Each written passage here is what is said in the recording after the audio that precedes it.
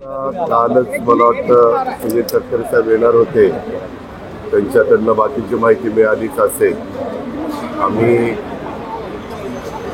उद्याच्याला दिवसभराच्या करता जी बैठक आयोजित केलेली आहे. कुठलाही राजकीय पक्ष काम करत असताना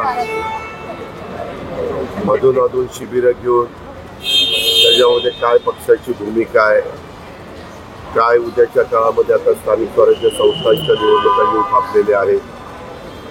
त्याच्यामध्ये सुप्रीम कोर्टाने 31 जानेवारी 2026 पर्यंत त्या सगळ्या निवडणुकीचा कार्यक्रम पार पाडावा अशा स्पष्ट सूचना दिलेल्या आहेत. राज्याच्या निवडणूक आयोगाने त्यांना विनंती केलेली होती की ज्या काळ आम्हाला कमी वाटतो तो वाढवून द्या, परंतु कोर्टाने स्पष्ट ते नाकारलेलं आहे. 31 जानेवारीपर्यंत हे सगळं संपायला सांगितलेलं आहे. तसं बघितलं तर 26 मध्ये त्या निवडणुका 2022 मध्ये व्हायला पाहिजे होत्या. 23, 24, 25, 26 4 वर्ष गेली. त्याला एकमेव कारण म्हणजे ओबीसींना तिथं प्रतिनिधित्व मिळालेलं नव्हतं.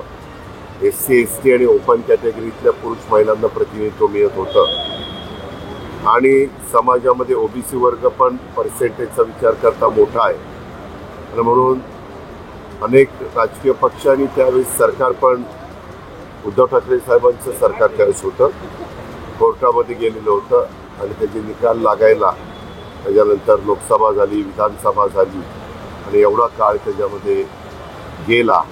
त्याच्यावर खरं तर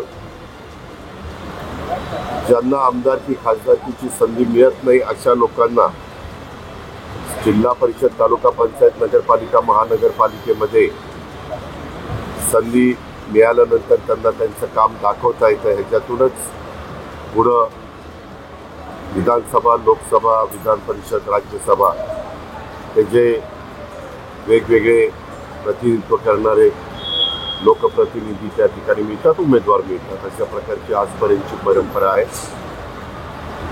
सत्तेचं विकेंद्रीकरण करण्याच्या दृष्टिकोनातून त्या काळामध्ये स्वर्गीय यशवंतराव चव्हाण साहेबांनी त्या स्थानिक स्वराज्य संस्था आणलेल्या होत्या. पण आता एका गोष्टीचं समाधान आहे, गैरचं आहे लेकिन दुरुस्त आहे अशा पद्धतीनं ह्या निवडणुका होतात. बबूजन पाडळकर यांनी एक विधान केलेलं आहे आणि अत्यंत घाणेरडं असं ते विधान आहे. जयंत पाटला संदर्भात ते विधान आहे. बबूजन पाडळकर सारखे जे नेते मंडळी आहेत जे अशा पद्धतीने राजकारणाचं स्तर खाली घालवत आहेत, त्या संदर्भात तुमचं काय मत आहे? राजाराम भाऊ पाटला संदर्भात त्या संदर्भात आमचं महायुतीचं सरकार आहे. भाजपच्या वेगवेगळ्या लोकप्रतिनिधींचं किंवा त्यांच्या संबंधित असणाऱ्या व्यक्तींच्या काही चुका होत असतील तर भाजपने त्याची नोंद घेतली पाहिजे.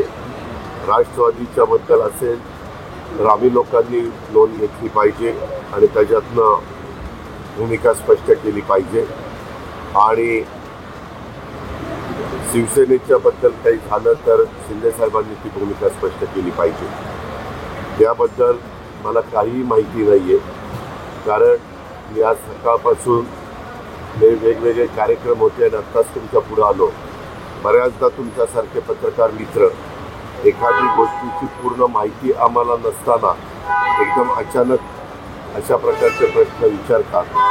परंतु मी याच विचाराचा आहे, कोणी कुठल्याही राजकीय पक्षामध्ये असला तरी आपल्या महाराष्ट्राला एक वेगळी परंपरा, एक वेगळी महाराष्ट्राची संस्कृती आहे.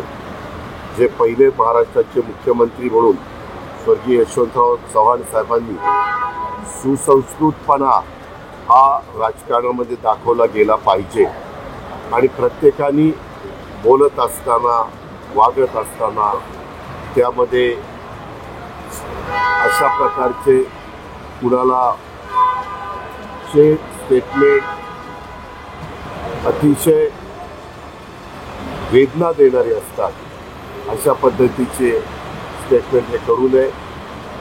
आणि संविधानाने आणि घटनेने डॉक्टर बाबासाहेब आंबेडकरांनी जो आपल्याला अधिकार दिलेला आहे त्या अधिकाराचा वापर करत असताना समाजामध्ये सलोखा राहील आणि वातावरण चांगलं राहील याबद्दलचाच प्रयत्न हा सर्वांनी करायचा.